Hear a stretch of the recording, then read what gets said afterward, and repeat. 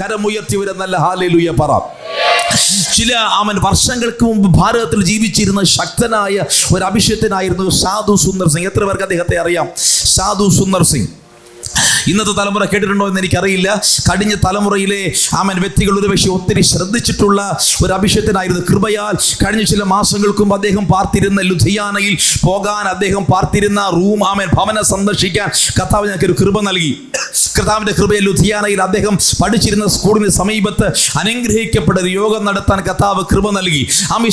ഇന്ത്യയിൽ ശക്തമായി ഉപയോഗിക്കപ്പെട്ട ഒരു അഭിഷേകനായിരുന്നു സാധു സുന്ദർ സിംഗ്. ഒരു ദിവസം അദ്ദേഹം ഒരു ലോക്കൽ ട്രെയിനിൽ യാത്ര ചെയ്തുകൊണ്ടിരിക്കുമ്പോൾ, ഈ ലോക്കൽ ട്രെയിൻ എന്ന് നിങ്ങൾക്കറിയാം, അത് റിസർവേഷൻ ആവശ്യമില്ല, ഏത് മനുഷ്യനും എവിടെ വേണമെങ്കിലും ഇരിക്കാം. അത് നിങ്ങൾക്ക് ലോക്കൽ ടിക്കറ്റ് എടുത്തു കഴിഞ്ഞാൽ ഏത് മനുഷ്യനും എവിടെ വേണമെങ്കിലും ഇരിക്കാം എന്നൊരു നിയമം ലോക്കൽ ട്രെയിനിലുണ്ട്.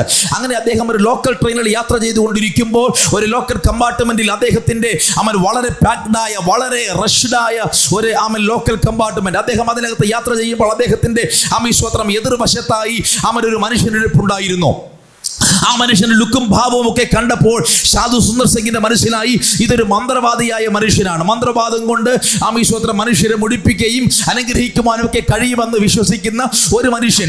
അദ്ദേഹത്തിന്റെ നോട്ടം കണ്ടപ്പോൾ തന്നെ ആ മനുഷ്യനത് മനസ്സിലായി. അങ്ങനെ യാത്ര തുടർന്നുകൊണ്ടിരിക്കുമ്പോൾ ഒത്തിരി റഷ്, ഒത്തിരി തിരക്ക് ആ ലോക്കൽ കമ്പാർട്ട്മെന്റിൽ ഉണ്ടായിരുന്നു. അങ്ങനെ ഈ മന്ത്രവാദിയായ മനുഷ്യന് അദ്ദേഹത്തിന്റെ വാഷ്റൂമിൽ പോകാൻ തോന്നിയത് കൊണ്ട് അദ്ദേഹം എഴുന്നേറ്റു വാഷ്റൂമിൽ പോയി. അദ്ദേഹം വാഷ്റൂമിലേക്ക് പോയ സമയത്ത് പെട്ടെന്ന് അവിടെ ഉണ്ടായിരുന്ന ഒരു ചെറുപ്പക്കാരൻ, യങ് ബ്ലഡ് ഉള്ള, ബോയിലിംഗ് ബ്ലഡ് ഉള്ള, തിളയ്ക്കുന്ന രക്തമുള്ള ഒരു ചെറുപ്പക്കാരൻ ഈ സ്ഥലം വേക്കന്റ് ആയത് കണ്ടിട്ട് അദ്ദേഹം ആ സ്ഥലത്തിലേക്ക് കയറിയിരുന്നു. ഇത് ഇത് ജനമെല്ലാം കണ്ടുകൊണ്ടിരുന്നു. പക്ഷേ ഈ മന്ത്രവാദിയായ മനുഷ്യൻ പതിയെ തിരികെ വന്നു. അദ്ദേഹം തിരികെ വന്നപ്പോൾ കണ്ട കാഴ്ച, താൻ ഇരുന്നിരുന്ന സ്ഥലത്ത് ഇതാ മറ്റൊരു യൗവനക്കാരനായ മനുഷ്യൻ ഇരിക്കുകയാണ്. ഇത് കണ്ടിട്ട് ഈ മനുഷ്യന് ഭയങ്കരമായ ദേഷ്യമുണ്ടായി. ഇദ്ദേഹം പറഞ്ഞു, ഇത് ഞാനിരുന്ന സീറ്റാണ്, അതുകൊണ്ട് നിങ്ങൾ ഈ സീറ്റ് എനിക്ക് വിട്ടുതരണം. പെട്ടെന്ന് ഈ യൗവനക്കാരൻ പറഞ്ഞു, ഹലോ മിസ്റ്റർ, നിങ്ങൾക്കറിയത്തില്ലേ ഇതൊരു ലോക്കൽ കമ്പാർട്ട്മെന്റ് ആണ്, ഇവിടെ ഏത് മനുഷ്യനും എവിടെ വേണമെങ്കിലും ഇരിക്കാം, പ്രത്യേകമായി റിസർവേഷൻ ഇവിടെ ഇല്ലാത്തത് കൊണ്ട് സ്ഥലം കണ്ടപ്പോൾ ഞാൻ ഇരുന്നു എന്നേ ഉള്ളൂ, അതുകൊണ്ട് ഞാൻ എഴുന്നേറ്റ് തരികയില്ല. ഈ മന്ത്രവാദി പറഞ്ഞു, നിങ്ങൾക്ക് എന്നെ കുറിച്ച് അറിയില്ല, ഞാൻ നിങ്ങൾക്കെതിരെ ഒരു മന്ത്രം ചൊല്ലിയാൽ നിങ്ങൾ മരിച്ചു പോകാൻ സാധ്യതയുണ്ട്, അതുകൊണ്ട് വേഗത്തിൽ ഈ സ്ഥലം നിങ്ങൾ എനിക്ക് വിട്ടുതരണമെന്ന് പറഞ്ഞു. ആ മനുഷ്യൻ പറഞ്ഞു, ആ യൗവനക്കാരൻ പറഞ്ഞു, പൊന്നപ്പച്ച, നിങ്ങൾ എന്ത് പറഞ്ഞാലും ശരി ഞാൻ വിട്ട്. നമുക്കറിയാമല്ലോ യൗവനക്കാരെന്ന് പറയുന്നത് തിളയ്ക്കുന്ന ബ്ലഡുള്ള പ്രധാനപ്പെട്ട ഈ പുള്ളികൾ സാധാരണയായി ഈ പറയുന്നതൊന്നും കേൾക്കാൻ മനസ്സ് വെക്കാറില്ല. എല്ലാവരുടെ കാര്യമല്ല പറഞ്ഞത്, ചിലരുടെ കാര്യമാണ്. ഈ കൂട്ടത്തിലുള്ള ഒരുവനായതുകൊണ്ട് ഈ മന്ത്രവാദി പറയുന്നത് കേൾക്കാൻ ഈ യൗവനക്കാരൻ തയ്യാർ. അദ്ദേഹം പറഞ്ഞു, നിങ്ങൾക്ക് ചെയ്യാൻ കഴിയുന്നതെന്തോ ചെയ്തോളാൻ പറഞ്ഞു. അങ്ങനെ മന്ത്രവാദിക്ക് ഭയങ്കരമായ ദേഷ്യം തോന്നി. ആ മനുഷ്യൻ പതിയെ തനിക്കറിയാവുന്ന മന്ത്രങ്ങൾ ഉരുവിടാൻ തുടങ്ങി. അങ്ങനെ ആ മനുഷ്യൻ മന്ത്രം ഉരുവിടാൻ തുടങ്ങിയാൽ പെട്ടെന്ന് ഈ യൗവനക്കാരുടെ ജീവിതത്തിൽ എന്തോ സംഭവിച്ചു. അവന്റെ ബോധം നഷ്ടപ്പെട്ടു. അവൻ ആ ലോക്കൽ കമ്പാർട്ട്മെന്റിൽ ബോധരഹിതനായി താഴെ പോയി. ഇത് കണ്ടപ്പോൾ അവിടെ ഇരുന്ന ജനമെല്ലാം ഭയങ്കരമായി ഭയപ്പെട്ടു. 1-2 പേർ വേഗത്തിൽ എഴുന്നേറ്റു. പെട്ടെന്ന് ഈ മന്ത്രവാദി തന്റെ സ്ഥലം, പഴയ സ്ഥലം പിന്നെയും എടുത്തു. അദ്ദേഹം അവിടെ ശാന്തനായിരിക്കുകയാണ്. ഈ യൗവനക്കാരൻ ബോധരഹിതനായി വീഴുന്നതും ഈ ജനം മുഴുവനും ഭയപ്പെട്ട് പിന്മാറുന്നതും സാധു സുന്ദർ സിംഗ് വളരെ ശാന്തനായി നോക്കിക്കൊണ്ടേയിരുന്നു. അദ്ദേഹം പെട്ടെന്ന് ആ മന്ത്രവാദിയോട് സംസാരിച്ചു, ഹലോ മിസ്റ്റർ, നിങ്ങൾ ചെയ്ത് എനിക്ക് ഇഷ്ടപ്പെട്ടു, കൊള്ളാം, വെരി ഗുഡ്, നിങ്ങളുടെ ശക്തി എനിക്ക് ഇഷ്ടപ്പെട്ടു, പക്ഷെ നിങ്ങളിപ്പോൾ ചെയ്ത കാര്യം എനിക്കെതിരെ ചെയ്യാൻ കഴിയുമോ? ആ മന്ത്രവാദി, നിങ്ങൾ കണ്ടില്ലേ, ഇത് ഭയങ്കര പ്രശ്നമുള്ള കാര്യമാണ്, എന്തും സംഭവിക്കാം, അതുകൊണ്ട് എന്നെ വെല്ലുവിളിക്കുന്നത് നിങ്ങളുടെ ശവക്കുഴി സ്വയം തോണ്ടുന്നതിന് സമാനമാണ്, അതുകൊണ്ട് എന്നെ വെല്ലുവിളിക്കരുത്. ആ മനുഷ്യൻ പറഞ്ഞു, നോ പ്രോബ്ലം, ഒരു പ്രശ്നവുമില്ല, നിങ്ങൾക്ക് എന്ത് വേണമെങ്കിലും ചെയ്യാം. അങ്ങനെ സാധു സുന്ദർ സിംഗ് ഈ മന്ത്രവാദിയെ സധൈര്യം വെല്ലുവിളിക്കുകയാണ്. അവസാനം ഇദ്ദേഹത്തിന്റെ നിർബന്ധത്തിന്റെ ഒടുവിൽ ആ മന്ത്രവാദി ഈ വെല്ലുവിളി സ്വീകരിച്ചു. അദ്ദേഹം മന്ത്രവാദങ്ങൾ ചെയ്യാൻ തുടങ്ങി, മന്ത്രങ്ങൾ ചെയ്യാൻ തുടങ്ങി. ചില മിനിറ്റുകൾ ചെയ്തു, 50 പറഞ്ഞു, 100 പറഞ്ഞു, 500 പറഞ്ഞു, പക്ഷെ ഒന്നും ഏൽക്കുന്നില്ല. അങ്ങനെ ആ മന്ത്രവാദി പരാജയപ്പെട്ടിരിക്കുമ്പോൾ ആ സാധു ചോദിച്ചു, എന്താ പറ്റി, നിങ്ങളുടെ മന്ത്രം വർക്കാകുന്നില്ലേ? ആ മനുഷ്യൻ പറഞ്ഞു, എന്റെ മന്ത്രം വർക്കാകും, പക്ഷേ നിങ്ങളുടെ പോക്കറ്റിനകത്ത് ഒരു ചെറിയ ബുക്ക് ഇരിപ്പുണ്ട്, ആ ബുക്ക് എടുത്തു മാറ്റിയാൽ ഞാൻ മന്ത്രവാദം ചെയ്ത് നിങ്ങളെ പരാജയപ്പെടുത്താം. സാധു സുന്ദർ സിംഗ് തന്റെ പോക്കറ്റ് പരിശോധിച്ചപ്പോൾ അദ്ദേഹം കണ്ട കാഴ്ച, ഒരു പുതിയ നിയമത്തിന്റെ കോപ്പി തന്റെ പോക്കറ്റിലുണ്ടായിരുന്നു. ഹല്ലേലൂയ. അവൻ കഥ അവിടെ അവസാനിച്ചില്ല. ആമേൻ. സാധു സുനിൽ സിംഗ് പുതിയ നിയമത്തിന്റെ കോപ്പി പുറത്തെടുത്തു. അദ്ദേഹം അതിനെ പുറത്തേക്ക് വെച്ചിട്ട് പറഞ്ഞു, ഹലോ മിസ്റ്റർ, നിങ്ങൾ പറഞ്ഞ പുസ്തകം ഇപ്പോൾ പുറത്താണ്. ഇപ്പോൾ നിങ്ങൾക്ക് എനിക്കെതിരെ മന്ത്രവാദം ചെയ്യാം. അങ്ങനെ അദ്ദേഹം 10 പറഞ്ഞു, 20 പറഞ്ഞു, 50 പറഞ്ഞു, 100 പറഞ്ഞു. 100ഉം 1000ഉമായി. എന്നാൽ മണിക്കൂറുകൾ പരിശ്രമിച്ചിട്ടും ഈ മനുഷ്യന് ഇദ്ദേഹത്തെ ഒന്നും ചെയ്യാൻ കഴിഞ്ഞില്ല. അവസാനം മന്ത്രവാദി പരാജയം സമ്മതിച്ചുകൊണ്ട് ഇങ്ങനെ പറഞ്ഞു, എനിക്ക് നിങ്ങളെ ഒന്നും ചെയ്യാൻ കഴിയില്ല. അതിന്റെ കാരണം ഈ പുസ്തകത്തിൽ എഴുതിയിരിക്കുന്ന കറുത്ത അക്ഷരങ്ങൾ നിങ്ങളുടെ ഹൃദയത്തിന്റെ പലകയിൽ എഴുതപ്പെട്ടിരിക്കുന്നു.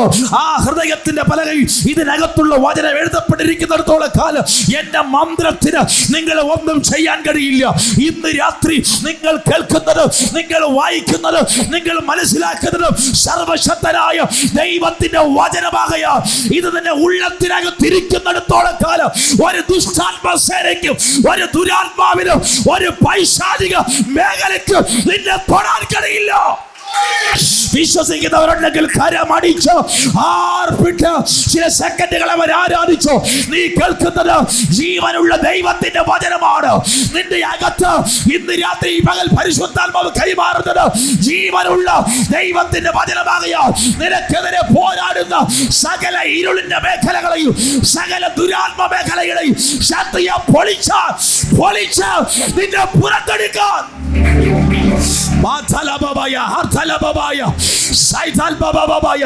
ഇന്ന് രാത്രി ദൈവവചനത്തിന്റെ ശക്തി ഈ ദൈവ സഭയുടെ അകത്ത് ഇന്ന് പകൽ വ്യാപരിക്കട്ടെ.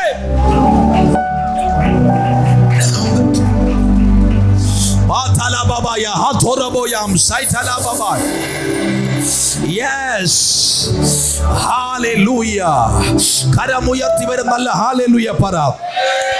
ഇന്ന് ഞാൻ ആത്മാവിൽ പ്രവചിച്ചു പറയുന്നു, നിന്റെ സകല ചോദ്യങ്ങളുടെയും ഉത്തരം ദൈവത്തിന്റെ വചനമാണ്. നിന്റെ സകല ചോദ്യങ്ങളുടെയും ഉത്തരം ഒരു പ്രവാചകനല്ല. നിന്റെ സകല ചോദ്യങ്ങളുടെയും ഉത്തരം ഒരു രോഗശാന്തി വരപ്രാപ്തനല്ല. നിന്റെ ചോദ്യത്തിന്റെ ഉത്തരം ദൈവത്തിന്റെ വചനമാണ്. നിന്റെ ചോദ്യത്തിന്റെ ഉത്തരം ഇതിനകത്തുണ്ടെങ്കിൽ ഇന്ന് പകൽ ഇതിനെ വായിക്കുക, ഇതിനെ ധ്യാനിക്കുക, ഇതിനെ കേൾക്കുക, ഇതിനെ ഗ്രഹിക്കുക, ഇത് നിന്റെ ഹൃദയത്തിന്റെ പലകയിൽ എഴുതി വെക്കുക. ഇന്ന് പകൽ ഞാൻ ആത്മാവിൽ പ്രവചിച്ചു പറയുന്നു, ഒരു പൈശാചികന്റെ പ്ലാനുകൾക്കും ഒരു രോഗത്തിന്റെ ബലങ്ങൾക്കും എന്നേക്കുമായി നിന്നെ ജയിപ്പാൻ കഴിയില്ല. ഈ ദൈവത്തിന്റെ വചനം നിന്നെ പുറത്തെടുക്കാൻ പറയോ.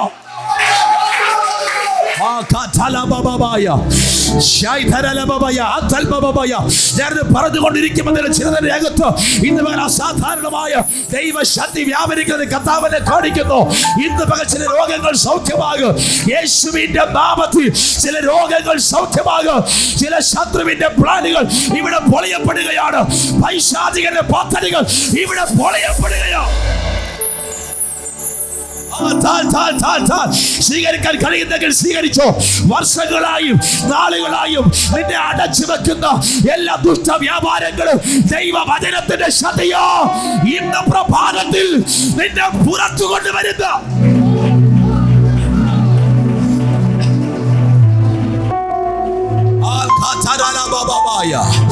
യേശുവിന്റെ നാമത്തിൽ ഹല്ലേലൂയ. അടുത്തിരിക്കുന്ന ഷേക്കത്തി കൊടുത്തിട്ട് പറഞ്ഞേ, നിന്റെ ചോദ്യത്തിന്റെ ഉത്തരം ദൈവത്തിന്റെ വചനമാണ്. പറഞ്ഞേ, നിന്റെ ചോദ്യത്തിന്റെ ഉത്തരം ദൈവത്തിന്റെ വചനമാണ്. ദൈവത്തിന്റെ വചനമാണ്. The word of God ദൈവത്തിന്റെ വചനമാണ്.